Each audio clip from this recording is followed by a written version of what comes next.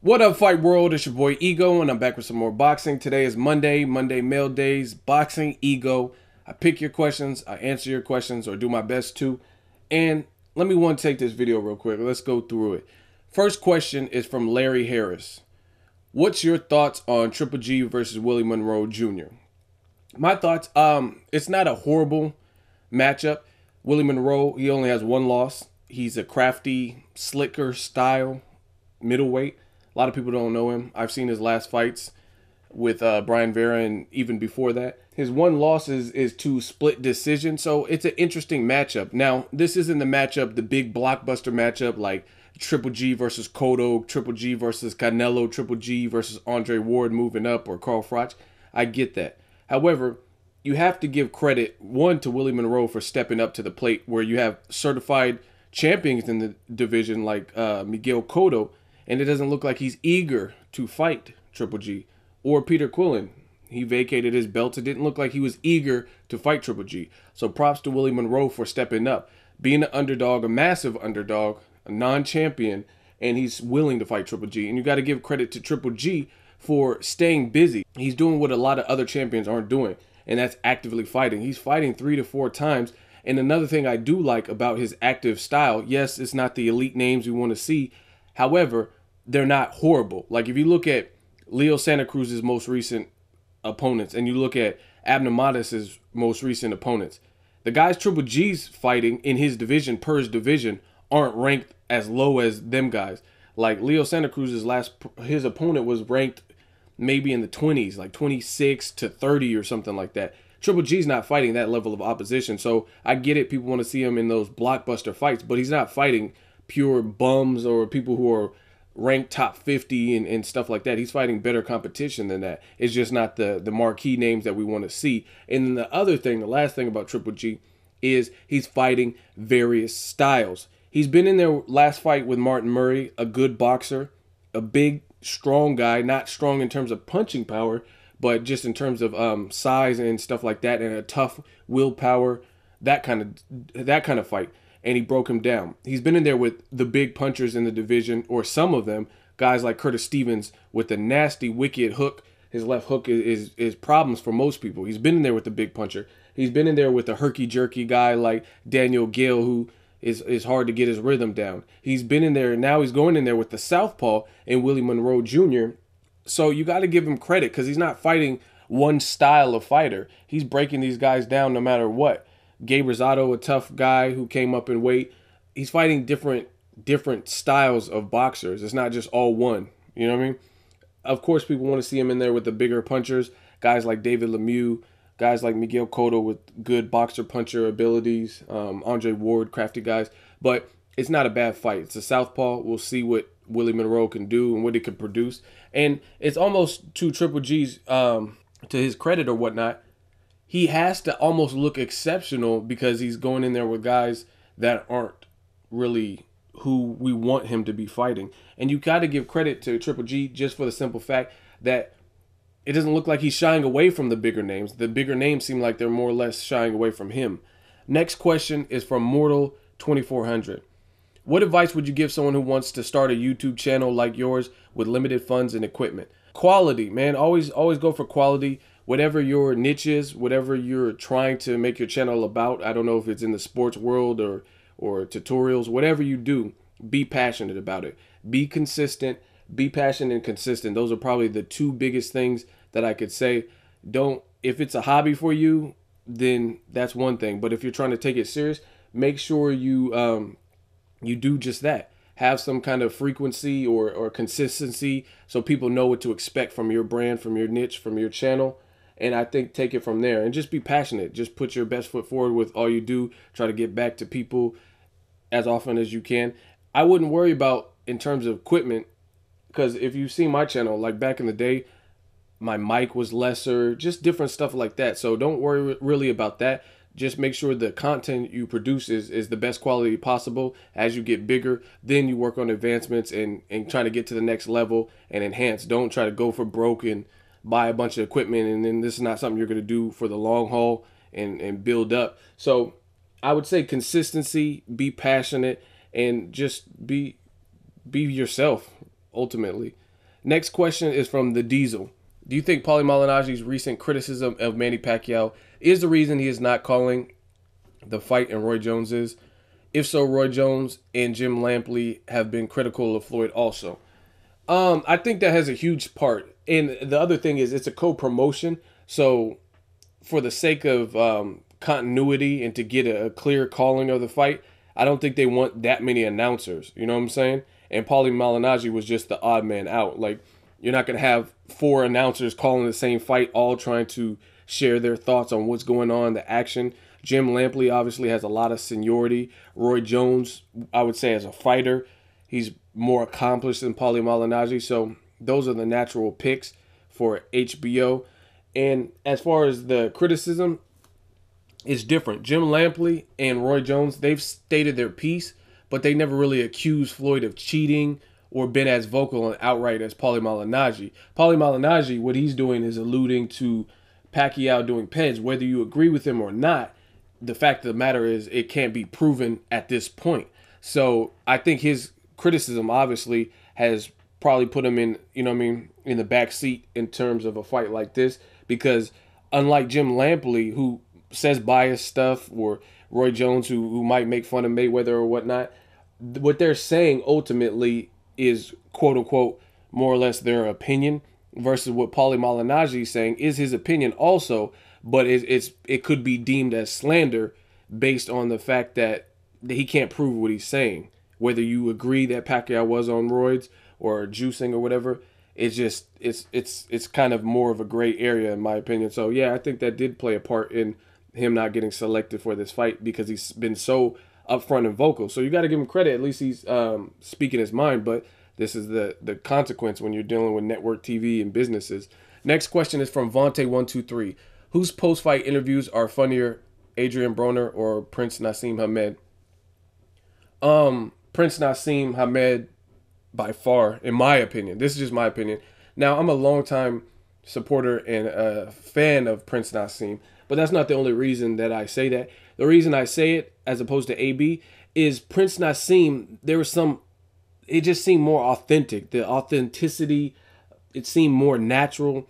It seemed like this was a side of him. Like, everybody is multifaceted to some degree. So for me, Prince Nassim Hamed, it seemed more genuine. What he said, I think that was just like part of his personality. With AB, sometimes his post-fights and stuff seem forced. It's like there's a difference. Some people are funny, and then some people are trying to be funny, if that makes sense. Have you ever seen a comedian and he's just naturally funny? Like Mike Epps, to me, is just one of those people. He just seems naturally funny. He seems like that's who he is as a person. He was probably a class clown when he was growing up in school and stuff like that, just cracking jokes, making people laugh, roasting people. That seems more natural. But then there's some comedians who it seems like it's an act, it's a show. So ultimately, for me, Prince Nassim, it just seemed more natural, where Adrien Broner, sometimes his post-fights, they seem forced, like, hey, Pops, brush my hair. Like, it seems like he's trying to get a reaction more so than just being himself. Like Hector Camacho, another person, was very charismatic. It seemed like that's who he was. He was just being the person he was in his post-fights, which made it seem fun. But with Broner, it's like he almost pauses because he wants that reaction. Like, I took Paulie, girl. And he like waits for the studio to applaud or some shit. So for me, by far, Prince Nassim had the funnier post-fights and funner. It just seemed more natural. Next question is from Black Chain 1981. Ego, what is your stance on cutting weight? Do you feel that cutting weight helps or hurts fighters? Do you think fighters should just fight at their natural hydrated weight, or cutting weight to fight at lower weight divisions is fair? Example, fighting at welterweight but weighing 157 pounds or up on fight night. Okay, now you covered a lot of things in that question. As far as does it help or hurt fighters, that's really just depends on the fighter. Some people like Mayweather, Bernard Hopkins, they don't travel. They stay in shape year round. Amir Khan is starting to. He just did an interview where he says he learned from Virgil Hunter just to stay in shape year round, so you don't have to train to make weight. So there's guys who are, Mayweather's one of them for sure. So I think there's a lot of people who are picking up, learning more on the job and learning to stay closer to their fighting weight as possible. Now, Canelo's big in general, but I seen him balloon up where he looked fat and out of shape. And recently I seen him, you know what I mean? He was shirtless or whatever, and he looked like he was in better shape even before the James Kirkland fight was announced. So it really depends if it helps or hurts, depending on the fighter. Obviously, if you don't train and you let yourself go do the Ricky Hatton thing and balloon up 40, 50 plus pounds, it's going to hurt you. Chavez Jr., it's going to hurt you because now when you got a fight coming up, you're going to have to hustle and bust to make weight.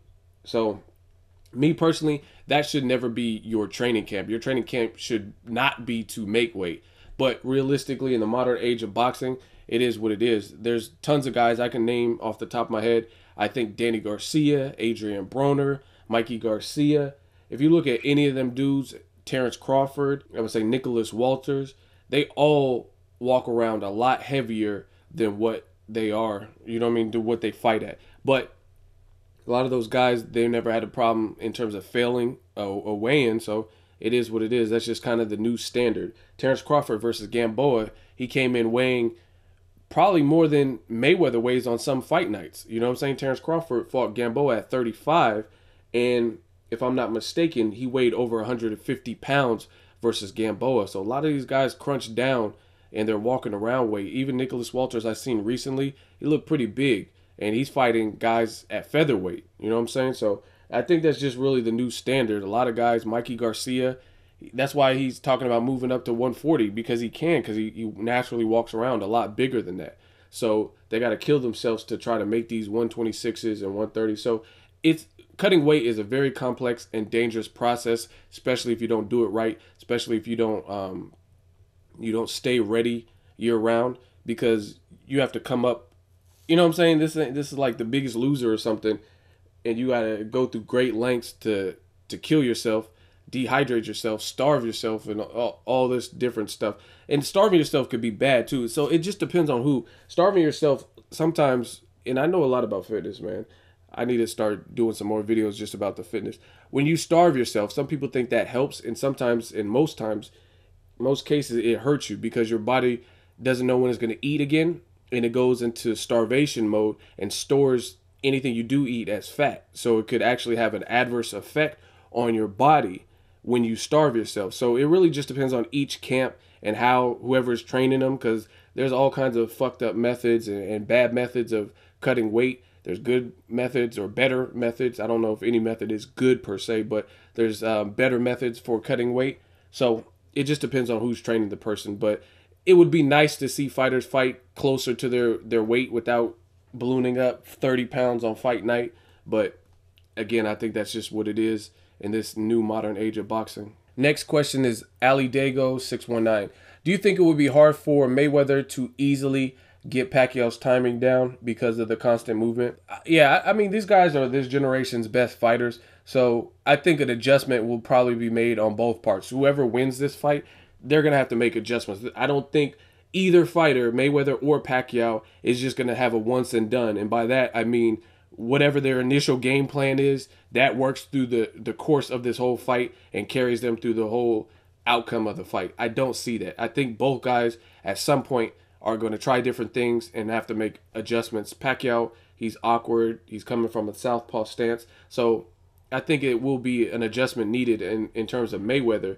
I don't think he's just going to easily get Pacquiao's timing down. He's going to probably spend the early rounds trying to do that and get that rhythm down. I mean, if you never fought, like Marquez at least fought Pacquiao 3 times to know his little quirks and little feints and ways about how he moves and stuff like that. So this is going to be Mayweather's first time fighting Pacquiao. He hasn't sparred him that I know of. He hasn't fought him previously. So in order to get that down, I mean, it takes time. Even if you look at Danny Garcia versus Amir Khan, and I'm not comparing them obviously to Pacquiao and Mayweather, but what I'm saying is, even though Danny Garcia won that fight, an adjustment was needed because he was getting touched up in those early rounds. Amir Khan looked very sharp. So this is going to be a good fight, and that's why we're all tuning in. But that's just my honest opinion.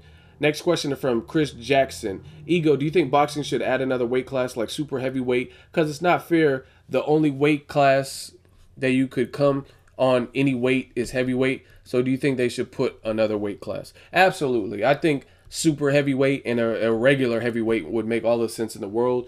Point being, you guys got, I mean, 200 and above. I mean, that could be anything. You could be Chris Arreola. His last fight weighed 262 or something like that. So there's just no boundaries, like you're saying, and no limits. You look at guys like Klitschko. A lot of guys he's fighting. I'm not taking away from his resume because he's effective at what he does, but he's also 6'6", 6'7", and he's a big heavyweight. He's 250 plus pounds versus you got guys like Sean or Steve Cunningham and then Glaskov. They're saying that the winner of that fight, which I think Steve Cunningham should have won, but either way, I don't see either of those guys beating Klitschko because I don't think they can even get close enough to him to do what they need to do. You even look at Klitschko and Brian Jennings. He's a lot smaller than them. Like, he's big, he's in shape, but it gets to a point where some of these heavyweights are just extremely big. You watch that David Haye fight with the dude that was like 7 feet tall. I mean, just crazy. It's just no regulations. It's just you could be anything at heavyweight. So I think they should split it up. It makes sense. And then we could see where Klitschko's at. If he's genuinely fighting people that are within 10 pounds of what he fights at, like let's say he's 250 and then the opponent's 240, okay, that's one thing. But if you're beating a guy that weighs 205 pounds and he had to eat and bulk up and stuff to weigh that, then it's kind of not really the same level of competition because the size advantage definitely plays a part, especially when you got guys like Tyson Fury, Klitschko putting their weight on you. That adds up. Next question is from fighting_pride. Hey, Ego, what's your opinion of BKB? Do you think winning a BKB fight increases your status in regular boxing? I haven't really seen much of BKB. I've seen a couple of the fights. It's interesting and it's not horrible. I like how they had good photography and photo shoots, and the decor and the energy level seemed good. And then the fight with Brian Vera and Gabe Rosado. So it's definitely something I'm interested in. It doesn't seem like super cheesy like I thought it could be. It seems interesting. I think boxing is boxing. BKB is BKB. There's different names for a reason. They're not the same. And I don't think it directly correlates. Now, you could have success in BKB and get more opportunities. We've seen that with Gabe Rosado.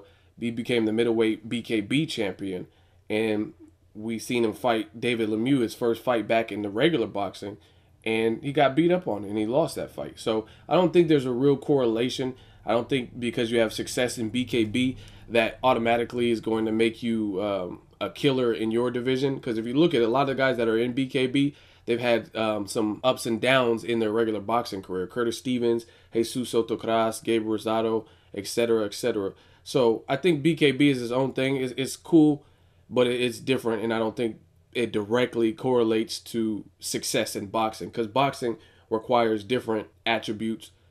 Certain things you have advantages in, you don't have in BKB and so forth. Like you have no ropes and a smaller ring, so you might be able to get off with that particular style. So when you go back to boxing and then you get a guy like Pernell Whitaker, you're not going to be able to do some of the things you might have been able to do in the BKB arena in boxing. So they're two different sports for a reason. I don't have a problem with BKB. It's interesting. If they keep making interesting matchups, then I'm sure I'll watch it. But boxing is obviously number one. Next question is from ThinkCap. Do you think Broner has the skills to nullify Khan's speed advantage? I don't know. That's a good question, and I have to see that fight, especially at welterweight. I don't see Broner beating Amir Khan, especially the newfound Amir Khan. I think he has a chance in there. I don't think he's not going to come to fight. I don't see Khan stopping Broner, but I just see Broner just the slow, like not slow, but the flat-footed style he's been using and stuff like that. He's going to be walking into so many traps by Amir Khan, who probably beats him in the reach and height department, things like that. So I don't really see. I think he could do a better job of trying to cut off the ring than Devin Alexander did, because that's more or less his style. He's used to walking down guys. Difference being, a lot of guys he was walking down were still getting off on him. Like Gavin Reese. He was walking Gavin Reese down, but Gavin Reese looked like a midget next to him, and he was a smaller guy. Amir Khan said he was having trouble making 140, and 147 is easier for him to make, and he looks pretty big. He looks healthy at 147. So walking down a guy who's faster than you possibly and the guy who's bigger than you is different than walking down the guy who's smaller. So I don't know if he can nullify it. I think he can make it an exciting fight, but I would definitely favor Khan in that matchup. And the very last question is from Yannick Knox. How do you feel about Canelo staying at light middle 155 instead of just moving up? Do you think he's avoiding Triple G? Now, me personally, I'm not trying to play politically correct because I say what I want on my channel. However, I can't say a guy is ducking somebody if they don't fight in the same division. Like, I can't say Triple G is ducking Andre Ward per se. I think he doesn't want to fight him next, but it's kind of hard to label somebody as ducking when they're in different divisions. So I can't say Canelo is ducking Triple G per se. He's probably doesn't want, I mean, why would you want to go up there if you know if there's a known killer and you think you could still make Canelo weight of 155 or make 154? So I don't think he's in a real rush to move up, but it is what it is. So I mean, I wish he would move up instead of making up his own weight class of 155. And if he doesn't move up, then just fight the top fights. He's been doing pretty good so far since Austin Trout with fighting tough fights. He fought Trout undefeated at the time. He fought Mayweather undefeated. He fought Edis Lundy Laura, respected. He's fighting James Kirkland, exciting style. So he just needs to stay, if he's going to, just stay active like he's been doing and keep challenging yourself. I would like to see him fight the Charlo brothers if they continue to win and continue to make noise, or if Vanes Martirosyan beats him. That's a good fight that I wanted to see a couple years ago. I'd be down to see again. Demetrius Andrade is another person. Miguel Cotto is a big blockbuster fight. These are all good fights for him. So I don't hate the idea of him staying up at light middle unless he can't make weight and he still refuses to move up. So if he's having trouble and he can't make weight and he comes in overweight versus Kirkland or something, then yeah, it's time to move up. But I mean, if he can still make it and he continues to make good fights in the division with the right opponents, then it is what it is. And that wraps up Monday Mail Day. I try to get to a lot of questions. If I didn't get to it, ask me next week. And let me know what you guys think, how I did in this video. As always, hate, comment, and subscribe. Till next video, it's Ego signing off.